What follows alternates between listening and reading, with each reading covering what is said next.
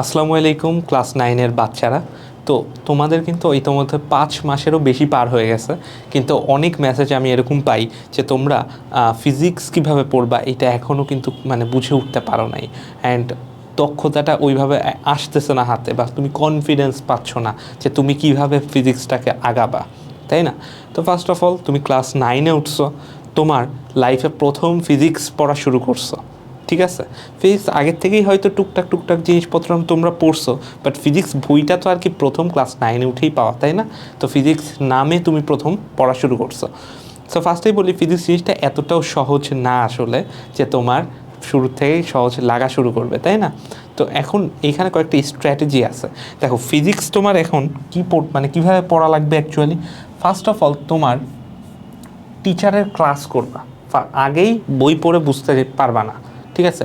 আগে হচ্ছে টিচারের ক্লাস করতে হবে। কিভাবে ক্লাস করবা? এখন অনলাইনে অনেক রিসোর্স আছে, ঠিক আছে? ফার্স্টে ক্লাস করবা, ক্লাস করার পরে তুমি একটা চেক করবা যে ওই ক্লাসে তুমি কনসেপ্ট কীরকম বুঝতেছো, এইটা আগে বুঝতে হবে। কনসেপ্ট মানে যে তোমার ধরো তুমি গতি চ্যাপ্টারটাই পড়তেছো, ঠিক আছে? এখন গতির গ্রাফগুলা তুমি বুঝতে পারতেছো কি না, অর্থাৎ তোমার টিচার বুঝাইতে পারতেছে কি না, এটাও ফ্যাক্টর, তাই না? আচ্ছা, এইগুলার পরবর্তীতে তুমি কনসেপ্টগুলো তুমি বুঝলা যে আচ্ছা ঠিক আছে, কনসেপ্ট বুঝছি। কনসেপ্টের পাশাপাশি তোমার কি ক্লাসে যে ম্যাথ করাইতেছে টিচার, ওগুলা অ্যাপ্লিকেশান তুমি কি বুঝতেছো কি না, এগুলো আগে তোমার ফাইন্ড আউট করতে হবে, ঠিক আছে?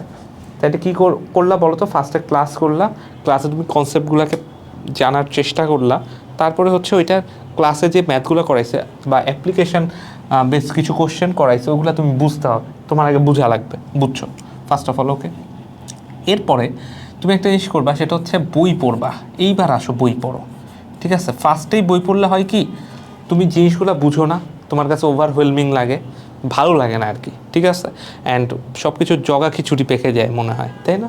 আচ্ছা, তো তারপরে হচ্ছে তুমি বই পড়লা। এখন বই পড়ার পরে আবার যে কাজটা তোমার করতে হবে সেটা হচ্ছে তোমার কি বলো তো, একটা চ্যাপ্টারকে তুমি তখনই ভালো পারবা যখন তুমি টাইপ ওয়াইজ ম্যাথগুলা করবা। হ্যাঁ, টাইপ ওয়াইজ কোশ্চেন সলভ করবা, হ্যাঁ, কোশ্চেন সলভ করবা, তখনই তুমি অনেক বেশি ভালো একটা চ্যাপ্টার তুমি কভার দিতে পারবা ফিজিক্সের ক্ষেত্রে। তাহলে টাইপ ওয়াইজ কোশ্চেন তুমি কই পাইতে পারো? বিভিন্ন গাইড আছে, বা অনলাইনে অনেক রিসোর্সেস আছে, এখন অনেকে পিডিএফ দেয়, অনেক জায়গায় অনেক কিছুই আছে। তো এখান থেকে প্রত্যেকটা টাইপের, ধরো গতির অধ্যায়ের বেগ থেকে যত অঙ্ক হইতে পারে তুমি করো, হাতে গুনে করো। এখন ম্যাথ করার ক্ষেত্রে তখন তুমি তোমার একটা স্কিলকে ডেভেলপ করতে হবে। তোমার কোন স্কিলটাকে তুমি ডেভেলপ করবা? এই দেখো, সেটা হচ্ছে ম্যাথ যখন করবা, মাথায় রেখো, ম্যাথ যখন করবা তখন তোমার কি কি দেওয়া আছে এগুলো আগে মার্ক করবা বা খাতার পাশে লিখবা, ঠিক আছে? কি কি দেওয়া আছে এই জিনিসটা খাতার পাশে লিখবা, এটা মাস্ট। এটা লিখলেই তোমার ধরো অনেক কাজ হয়ে যাবে। ধরো তোমার একটা ম্যাথে আদি বেগ দেওয়া আছে, শেষ বেগ দেওয়া আছে, তারপরে অতিক্রান্ত সরণ দেওয়া আছে, তাইলে কি তোমার অ্যাক্সেলারেশন বের করতে বলছে বা ত্বরণ বের করতে বলছে, তখন তুমি কি এই সূত্রটা কাজে লাগাইতে পারো না? দেখো, এগুলো দেওয়া আছে বাট এ দেওয়া নেই, এ বের করতে বলছে, তাইলে তোমার কোন সূত্রটা কাজে লাগাইতে হয়? U square equals to v square plus 2as, এরকম করে বের করতে হয় না? হ্যাঁ, তো এই জিনিসটাই তো এইরকম যখন তুমি সাজায় লিখবা যে দেওয়া আছে ডট ডট ডট কী কী দেওয়া আছে এগুলো লিখছো, তখন তুমি বুঝতে পারবে আচ্ছা এই জিনিসগুলো দেওয়া আছে, তাহলে আমার বের করতে হবে ওই জিনিসটা, তাহলে ওই কোন সূত্রটা ফালাইলে এই জিনিসটা বের হয়ে আসে, এইটা আর কি, তাই না?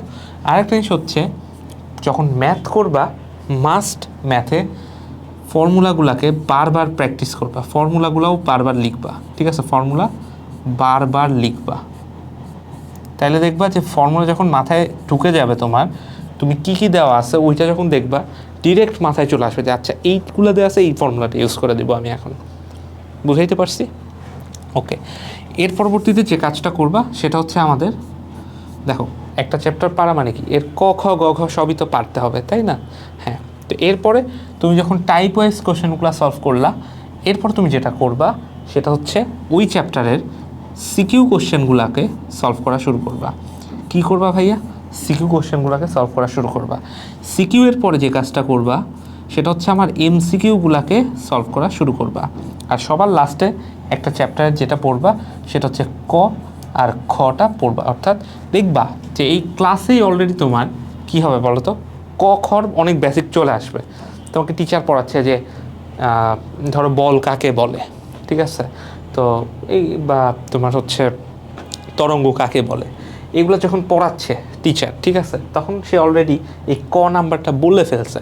আবার কনসেপ্ট জিনিসটা কি, কনসেপ্ট জিনিসটার মানে তোমাদের যে খ নাম্বারে 2 মার্কসের জন্য লিখতে হয় সেটা হচ্ছে কি অনুধাবনমূলক কোশ্চেন। তাহলে ওই অনুধাবনমূলক কোশ্চেন জিনিসটা কি, কনসেপ্ট না জানা না থাকলে তুমি তো লিখতে পারবা না।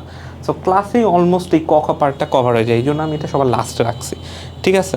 আর একটা জিনিস করতে হবে, প্রত্যেকটা চ্যাপ্টারকে আয়ত্তে রাখতে হলে প্র্যাকটিস মাস্ট করতে হবে, ঠিক আছে। একটা অধ্যায় ভালো মতো পড়া হয়েছে ওখানেই থেমে যেও না, আরেকবার প্র্যাকটিস করো, করে একটা এক্সাম দাও, ঠিক আছে। একটা চ্যাপ্টারের উপর যখন তুমি এক্সাম দিবা তখন কি বলো তো, কনফিডেন্স লেভেলটাই তোমার অন্য লেভেলে চলে যাবে, ঠিক আছে। তাহলে আমি বুঝাইতে পারছি খুব ছোট্ট সুন্দরভাবে যে তুমি ফিজিক্সটাকে কীভাবে অ্যাপ্রোচ করবা, তাই না। আর ফিজিক্স কিন্তু অনেক মজার একটা মানে মজার একটা সাবজেক্ট, ঠিক আছে। ফিজিক্স হচ্ছে তোমাকে মানে চিন্তা করতে শেখাবে, অন্যান্য সাবজেক্টও শেখাবে, বাট ফিজিক্স তোমাকে অন্য একটা ডাইমেনশনে চিন্তা করতে শেখাবে যে এইটা এরকম হইলো, কেন হইলো, তার মানে এই কাজটা এখানে হয়েছে বা এরকম। আর ম্যাথমেটিক্যাল ক্ষেত্রে কি হবে, আচ্ছা ঠিক আছে, তোমার ম্যাথ সলভিং ক্যাপাবিলিটিও বাড়বে, হ্যাঁ। তো এই হচ্ছে কথা। পাশাপাশি পড়াশোনা করতে থাকো, ঠিক আছে, মোটামুটি ফ্লোটা রাখো, খুব বেশি পড়তে যাও না ফার্স্ট অফ অল, বাট পড়ালেখা ছেড়েও দিও না, একটা ফ্লোতে যাও, ঠিক আছে। ক্লাস 9টা সবারই একটু কষ্টের যায়, সবারই একটু খারাপ মার্কস আসা শুরু হয়, সো প্যারা নিও না। আল্লাহ হাফেজ, বাই।